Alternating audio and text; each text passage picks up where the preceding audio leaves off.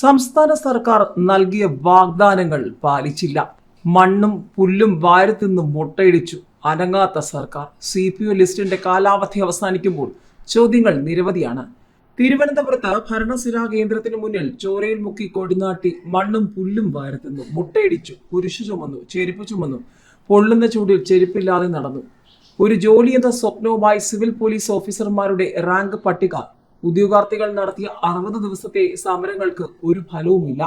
9,946 പേരുടെ കാത്തിരിപ്പിന് വിരാമമിട്ടാൽ പട്ടികയുടെ കാലാവധിയും അവസാനിക്കുകയാണ്. ജോലി കാത്തിരുന്നവരുടെ പ്രതീക്ഷ അസ്തമിച്ചു. സമരം തുടരണോ നിർത്തണോ എന്നറിയാതെ വിഷമിക്കുകയാണ് പലരും. 13,975 പേരുടെ പട്ടിക PSC പ്രസിദ്ധീകരിച്ചത് കഴിഞ്ഞ ഏപ്രിലാണ്. 3,100 പേർക്ക് നിയമനം ലഭിച്ചു.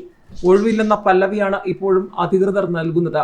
റാങ്ക് പട്ടികയിൽ ഉൾപ്പെട്ടവരിൽ പലർക്കും പ്രായം കടന്നുപോയതിനാൽ ഇനി എഴുതാനാകില്ലെന്ന all Kerala civil police officers rank holder association ഭാരവാഹികളായ പ്രസീൽ ദാസ്, രാജേഷ്, അനന്തു, RS ഹരികൃഷ്ണൻ തുടങ്ങിയവരും പറയുകയാണ്.